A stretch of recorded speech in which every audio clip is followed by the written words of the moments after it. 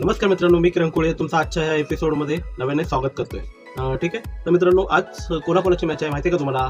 नाही माहिती ना, मी सांगतो तुम्हाला. तर मित्रांनो, आज मॅच होणार आहे RCB वर्सेस LNC, म्हणजेच बँगलोर वर्सेस लखनौ.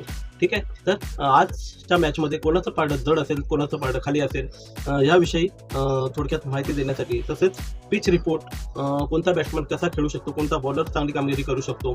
ठीक आहे. आणि ही मॅच कुठे खेळवली जाणार आहे, कोणत्या स्टेडियमवर खेळवली जाणार आहे, त्या स्टेडियमवरची पिच कशा प्रकारची खेळेल. ठीक आहे. या सगळ्यांनी आणि प्लेइंग इलेव्हन काय असेल दोन्ही टीमची. ठीक आहे. तर आणि विनिंग पर्सेंटेज काय असतील, कोणाचे जिंकण्याचे पर्सेंटेज आजच्या मॅचमध्ये जास्त आहेत, ही सगळी माहिती संक्षिप्तमध्ये घेऊन तुमच्यासमोर आलेलो आहे मी किरण कोळे. ठीक आहे. तर पूर्ण बघा हा आपला एपिसोड. ठीक आहे. मध्ये कुठेही स्किप करू नका, जेणेकरून तुम्हाला ही मिळणारी माहिती अधुरी राहील. ठीक आहे. तर सुरू करूया. तर मित्रांनो, आजची मॅच खेळवली जाणार आहे आपल्या अटल बिहारी स्टेडियमवर, इकाना स्टेडियमवर. ठीक आहे. तर हे स्टेडियम मित्रांनो कुठे आहे माहिती आहे का? लखनौमध्ये आहे. हे लखनौ टीमचं होम ग्राउंड आहे. तर इकडची पिच कशा प्रकारे खेळते, काही आयडिया आहे का? नाही ना? तर मी सांगतो. तर मित्रांनो, इकडची जी पिच आहे ती अशी बघितली गेलेली आहे की बॉलिंग फ्रेंडली दिसलेली आहे जास्त करून. ह्या पिचवर 160, ठीक आहे, 160 ते 170 जास्तीत जास्त इतके रन बनताना आपल्याला दिसू शकतात. तर म्हणजे जास्तीत जास्त वेळा हेच दिसलेलं आहे आताच्या IPL मध्ये की 160 ते 170 पर्यंत टीम रन बनवू शकलेली आहे. पण एखादी चांगली टीम जर इथे व्यवस्थित पिचवर टिकून खेळली तर 200च्या आजूबाजूचा स्कोर म्हणजे 180 190 पर्यंत स्कोरही मारू शकते. ठीक आहे. उदाहरणार्थ जर RCBची बॅटिंग असेल आज फर्स्ट, तर RCB ही नक्कीच चांगला स्कोर करू शकते 200च्या आजूबाजूचा. पण LSGची बॅटिंग असेल, जर बॅटिंग असेल तर हे नक्कीच आपण सांगू शकतो की आजची ज्या मॅचमध्ये रन्स जे होणार आहेत ते कमी होऊ शकतात. म्हणजे जसं मी म्हटलं की आजची जी पिच आहे ती बॉलिंग फ्रेंडली जास्त असेल, म्हणजे जास्तीत जास्त 160 पर्यंत स्कोर ह्या मॅचमध्ये होऊ शकतो जर LSG फर्स्ट बॅटिंग केली तर. पण तिथे RCB जर फर्स्ट बॅटिंग केली तर चित्र वेगळं होऊ शकतं. तिथे स्कोर 180 ते 200च्या घरामध्ये होऊ शकतो. ठीक आहे. तर हे असेल आजचं थोडक्यात पिच रिपोर्ट. इथे जे बॉलिंग कोणाची चांगली होऊ शकते या पिचवर, तर जास्तीत जास्त वेळा बघण्यात आलेला आहे की स्पिन बॉलपेक्षा फास्ट बॉलरला इथे जास्त विकेट मिळाल्या आहेत. म्हणजे पर्सेंटेज वाईज आपल्याला बघायला झालं तर 100% पैकी 80% हे फास्ट बॉलरने विकेट काढलेले आहेत, तर 20% हे स्पिनरने विकेट काढल्याचे आपल्याला ह्या पिचवर दिसून येतं. ठीक आहे. तर बॉलिंगमध्ये तुम्हाला जर निवडायचं झालं फॅन्टसी टीममध्ये तुमच्या, तर फास्ट बॉलरची निवड जास्तीत जास्त प्रमाणात करा. स्पिनर एखादा घेतला तरी चालेल.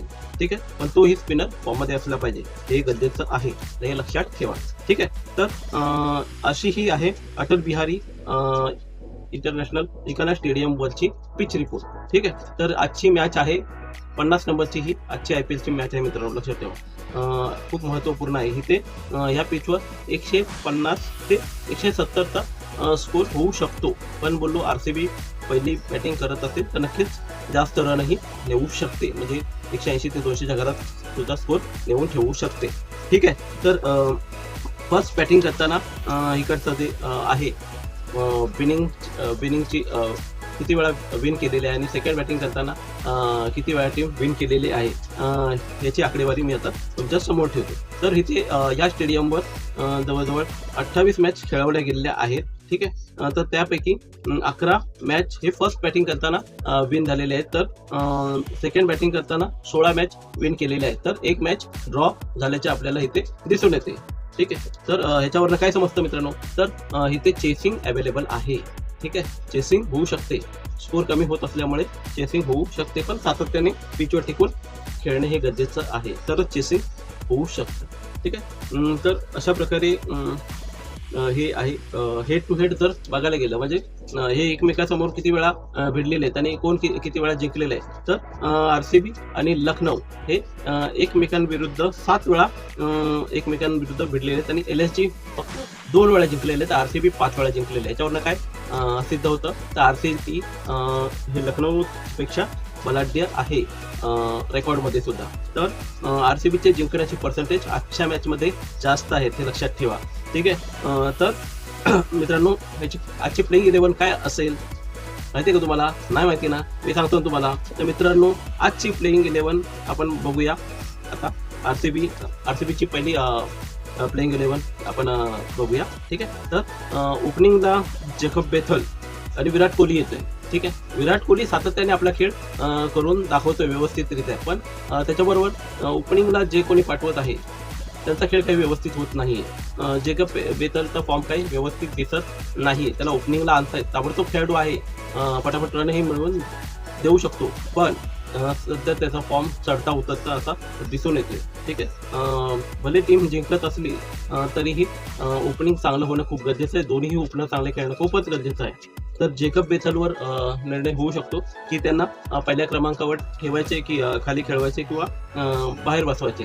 ठीक आहे. ते पूर्णपणे टीमचा निर्णय असेल. ठीक आहे. विराट कोहली सातत्याने आपला खेळ व्यवस्थित दाखवत आहे. त्याच्यानंतर देवदत्त पडिक्कल व्यवस्थितपणे आपला रोल निभावत आहे. ठीक आहे. तिसऱ्या क्रमांकावर येऊ. त्याच्यानंतर जितेश शर्मा हा विकेट किपर बॅट्समन आहे या संघाचा. तोही ताबडतोब खेळी करून दाखवतो, पण त्याचाही फॉर्म काही निरंतर आपल्याला दिसून येत नाही. टीम डेव्हिड हा ऑलराऊंडर खेळाडू आहे. बॅटिंग करतो, बॉलिंगही करतो, फिल्डिंगही एक नंबर करून दाखवतो. ठीक आहे. वेळेला मोठे मोठे शॉट्स मारून कधीही मॅच पलटवण्याचा ताकद हा खेळाडू ठेवतो, असा हा टीम डेव्हिड आहे. लक्षात ठेवा मित्रांनो. शेफर्ड हा वेस्ट इंडिजचा ऑलराऊंडर खेळाडू आहे. बॅटिंग करतो, बॉलिंगही करतो. ठीक आहे. पण आतापर्यंत IPL मध्ये एवढी काय खास छाप सोडू शकला नाहीये. पण ह्या पुढे जे सामने उरलेले आहेत त्याच्यामध्ये नक्कीच काहीतरी चांगला परफॉर्मन्स शेफर्डकडनं दिसू शकतो. त्याच्यानंतर येतो कुणाल पांड्या. हाही बॅटिंग करतो, बॉलिंग करतो, स्पिन बॉलिंग करत असतो कुणाल पांड्या, आणि वेळेला बॅटिंगमध्येही 20-30 रनांची आपली भागीदारी तो नक्कीच देत असतो. जर त्याची बॅटिंग आली तर नक्कीच तो काहीतरी कॉन्ट्रीब्यूट करू शकतो चांगलं. त्याच्यानंतर भुवनेश्वर कुमार. आतापर्यंतच्या IPL मध्ये भुवनेश्वर कुमारने RCB कडनं खेळताना खूप चांगली कामगिरी केलेली आहे असे आपल्याला दिसून येत आहे. खूप चांगल्या फॉर्म मध्ये आहे भुवनेश्वर कुमार. ठीक आहे. त्याच्यानंतर असेल रसिक सलाम. हाही गेल्या 3-4 मॅचमध्ये चांगली कामगिरी करताना आपल्याला दिसून आलाय. चांगला फॉर्म आहे गेल्या 3-4 मॅचमध्ये. ठीक आहे. असं दिसून आलंय रसिक सलामचं. नंतर जॉश हेझलवूड हा ज्यापासून RCB संघात आलेला आहे त्यापासून RCB संघाला एक मजबूत बॉलिंग युनिट ची जोड मिळालेली आहे. प्रत्येक मॅच 1-2 विकेट हा खेळाडू संघाला काढून देतोय. अजून काय पाहिजे संघाला? ठीक आहे. चांगल्या बॅटिंग युनिट बरोबर बॉलिंगची साथ मिळाली तर कॉम्बिनेशन चांगलं होतं आणि विनिंग मध्ये एक म्हणजे चांगली विनिंग म्हणजे मॅच विन करण्यासाठी एक चांगलं युनिट तयार होतं. ठीक आहे. त्याच्यानंतर सुयश शर्मा खूप आगळा वेगळा खेळाडू आहे. बॉल हवेत सोडतो आणि बॅट्समॅनला चकमा देण्यामध्ये हा खेळाडू पारंगत आहे. तर बघावं लागेल आजच्या मॅचमध्ये कशा विकेट काढतोय. वेळेला विकेट काढून देऊन RCBला विनिंग करून देण्यामध्ये हा खेळाडू तरबेज आहे. ठीक आहे. त्याच्यानंतर आहे रजत पाटीदार. हा खेळाडू लवकरच येतो खेळायला, म्हणजे 4थ्या क्रमांकावरच खेळायला येतो. ठीक आहे. हा ह्या IPL मधला म्हणजे ताबडतोब खेळी करणारा एक मस्त असा कॅप्टन आहे जो स्वतः चांगले रन बनवत आहे, त्याबरोबर टीमलाही व्यवस्थित निर्णय घेऊन विनिंग करून देत आहे. ठीक आहे. असा आहे हा RCB संघाचा कॅप्टन रजत पाटीदार. ठीक आहे. तर आता मी तुम्हाला हे प्लेइंग 11 म्हणजे जवळजवळ 12 खेळाडूंची लिस्ट सांगितली. ठीक आहे. तर त्याच्यामधून आता कोण कोण चांगलं खेळेल ते मी थोड्या वेळाने सांगतो. तोपर्यंत आपण लखनौचे प्लेइंग 11 पहिली बघूया. ठीक आहे. तर लखनौच्या प्लेइंग 11 मध्ये सध्या मिचेल मार्श हा ओपनिंग करतोय. त्यानंतर जॉश इंग्लिश हा एक ताबडतोब खेळाडू आहे. न्यूझीलंडचा ओपनर आहे जॉश इंग्लिश. खूप जबरदस्त बॅटिंग करतो, चौके छक्के मारून एक चांगली ओपनिंग देण्यावर विश्वास करतो हा खेळाडू. ठीक आहे. तर बघावं लागेल गेल्या काही मॅचपासून जॉश इंग्लिशला ओपनिंगला पाठवत आहे लखनौची टीम. तर बघावं लागेल आजच्या मॅचमध्ये जॉश इंग्लिश कशा प्रकारचा परफॉर्मन्स करून दाखवतोय. ठीक आहे. मिचेल मार्श नक्कीच चांगला खेळ करत असतो, पण त्याला साथ मिळत नाही समोरचे ओपनरची, त्याच्यामुळे कुठेतरी जाऊन ही टीम कोलॅप्स होते. ठीक आहे. त्याच्यानंतर येतो ऋषभ पंत, कॅप्टन आहे पण कॅप्टनच सध्या फॉर्ममध्ये दिसत नाही, कन्सिस्टंट नाही आहे ऋषभ पंत असं दिसून आलंय. त्याच्यामुळे टीम्स कोलॅप्स करत आहे असं दिसतंय आपल्याला. त्याच्यानंतर निकोलस पुरनने गेल्या काही मॅचमध्ये ताबडतोब पारी खेळून संघाला जिंकवण्याचा प्रयत्न केल्याचे आपल्याला दिसून येते, पण ते त्याच्यामध्ये सक्सेसफुल एवढे झालेले नाहीत. सुरुवातीपासून जर IPL मध्ये निकोलस पुरनचा दमदार परफॉर्मन्स आपल्याला दिसला असता तर नक्कीच लखनौ ची जी टीम आहे ती आता पॉईंट टेबलवर चांगल्या स्थानावर आपल्याला दिसली असती. पण लखनौच्या डोक्यावर टांगती तलवार आहे. पहिली IPL मधून बाहेर पडणारी टीम ही आज होऊ शकते, आज हारली तर. ठीक आहे. तर लखनौ IPLच्या ज्या रेसमधून बाहेर जाऊ शकते असं आपल्याला दिसून येते. तर ऋषभ पंत, त्यानंतर निकोलस पुरन ताबडतोब खेळाडू आहे, चौके छक्के मारणारा. त्याच्यानंतर ॲडम मार्क्रमचा फॉर्मही काही एवढा खास दिसत नाहीये, बॅटिंगने पण काही रन व्यवस्थित निघत नाहीत आणि बॉलिंगमध्येही धाक दिसत नाहीये. ठीक आहे. बघावं लागेल कसा खेळतोय आजच्या मॅचमध्ये असला तर. रघुवंशी हा आपल्या बॅटिंगने त्याच्या कॅपॅसिटीनुसार चांगली खेळी करण्याचा नियमित प्रयत्न करताना आपल्याला दिसत आहे. युवा खेळाडू आहे, त्याला चान्स मिळणं गरजेचं आहे. ठीक आहे. तर असा हा रघुवंशी खेळाडू मला पर्सनली आवडतो या संघातला. नक्कीच चांगली कामगिरी आजच्या मॅचमध्ये करून दाखवेल. त्यानंतर हिम्मत सिंगचाही परफॉर्मन्स काही खास दिसून आलेला नाहीये. त्यानंतर मोहम्मद शामी पण या IPLच्या सीझनमध्ये म्हणजे फॉर्म दिसलाच नाही मोहम्मद शमीचा या IPL मध्ये.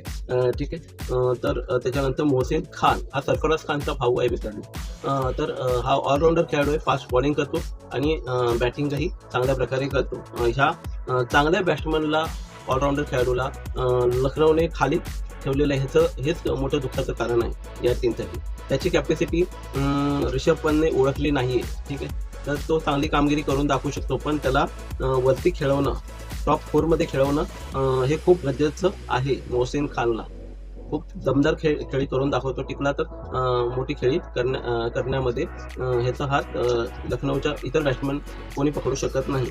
पण त्याला वरती खेळवलं पाहिजे तरच तो चांगली कामगिरी करून दाखवू शकतो. त्याला खाली शेवटच्या बॅट्समनमध्ये ठेवलं तर त्याचा चांगला परफॉर्मन्स जास्त दिसून येऊ शकत नाही, कारण त्याला जास्त वेळच मिळणार नाही ना त्या स्थानावर येऊन चांगली क्रिकेट खेळायला. तो ज्या स्थानावर त्याला पाठवलं जातं तिथून त्याला ताबडतोब म्हणजे फक्त बॅट उचलणं गरजेचं असतं, अशा स्थानावर त्याला पाठवलं जातं. तर तिथे एवढ्या खाली पाठवून फायदा नाही. त्याला त्याचा भरोसा दाखवून त्याला वरती खेळवलं जाणं गरजेचं आहे.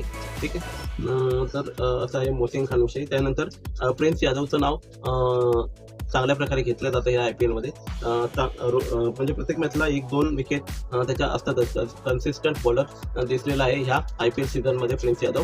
तर बघावं लागेल आजच्या मॅचमध्ये कशा प्रकारे परफॉर्मन्स करतो. आवेश खान हा फास्ट बॉलर आहे, पण त्याची ॲक्शन मला खास करून नाही आवडत. फक्त स्पीड असला म्हणून चालत नाही, तर एक खास ॲक्शन व्यवस्थित असेल तर समोरचा बॅट्समनही घाबरतो. नंतर तसं काही आवेश खानच्या बाबतीत दिसून येत नाही. त्यानंतर मणिरमन हा सुद्धाही नवोदित खेळाडू आहे ह्या टीममध्ये, लखनौच्या टीममध्ये. तर ही झाली लखनौची प्लेइंग 11. तर ह्या दोन्ही संघांमधून आजची प्लेइंग 11 जर तुम्ही फॅन्टसी खेळत असाल तर तुमची आजची प्लेइंग 11 काय असली पाहिजे तर ती थोडक्यात आपण बघूया. ठीक आहे. तर आजची प्लेइंग 11 मध्ये पहिला खेळाडू कोण असला पाहिजे तुमचा, सांगू शकता का? नाही ना, मी सांगतो तुम्हाला. तर मित्रांनो, आजचा तुमचा पहिला खेळाडू असला पाहिजे विराट कोहली. ठीक आहे. हा पहिला खेळाडू मी निवडेल. दुसरा खेळाडू मी निवडेल देवदत्त पडिक्कल. ठीक आहे. तिसरा खेळाडू मी निवडेल टीम डेव्हिड. चौथा खेळाडू मी निवडेल बॅट्समन म्हणून मिचेल मार्श. पाचवा खेळाडू मी निवडेल जॉश इंग्लिश. सहावा खेळाडू मी निवडेल निकोलस पुरन. त्याच्यानंतर सातवा खेळाडू मी निवडेल रघुवंशी. ठीक आहे. त्यानंतर मग आठवा खेळाडू मी निवडेल भुवनेश्वर कुमार. नववा खेळाडू मी निवडेल जॉश हेझलवूड. 10वा खेळाडू मी निवडेल रजत पाटीदार. आणि 11वा खेळाडू माझा असेल मोहसिन खान. 12वा खेळाडू असेल आवेश खान, प्रिन्स यादव. ठीक आहे. तर अशी आहे म्हणजे टोटल प्लेइंग 11 निवडायची असेल, पण मी तुम्हाला 12 खेळाडूंची लिस्ट दिलेली आहे, तर त्यापैकी बेस्ट हे सगळे बेस्टच आहेत. त्यामधले एक एक्स्ट्रा खेळाडू तुम्हाला दिले त्याच्या आधारे तुम्ही आपली बेस्ट प्लेइंग 11 निवडा आणि बेस्ट कॅप्टन व्हाईस कॅप्टन निवडून आपली टीम तुम्ही फॅन्टसीमध्ये उतरवू शकता. ठीक आहे. तर आजच्या मॅचमध्ये आपल्याला खूप चांगले पॉईंट्स कमवून देणारे खेळाडू काहीशी मी तुम्हाला सांगतो. तर आजच्या मॅचमध्ये निकोलस पुरन चांगली खेळी करून दाखवू शकतो. त्याबरोबर मोहसिन खानला संधी मिळाली तर तो बॉलिंग चांगली करतो, पण बॅटिंग चांगली करण्याची संधी मिळाली लवकर, बॅटिंगसाठी मिळाली संधी, तर तोही बॅटिंगने चांगली कामगिरी करून दाखवू शकतो. त्यानंतर भुवनेश्वर कुमार नेहमीच आपल्याला चांगले पॉईंट्स कमवून देत आहे. विराट कोहली ठीक आहे, हाही आजच्या मॅचमध्ये चांगली कामगिरी करून दाखवू शकतो. त्याबरोबर टीम डेव्हिडही आहे.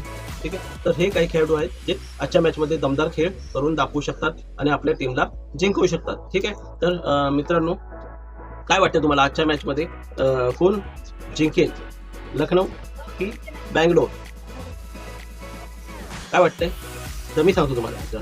तर आजच्या मॅचमध्ये बँगलोर RCB हे जिंकण्याचे पर्सेंटेज खूप जास्त आहे, कारण रेकॉर्डही हिस्ट्री रेकॉर्डही तेच सांगतोय आणि जे आताचं IPLचं रेकॉर्डही तेच सांगतंय.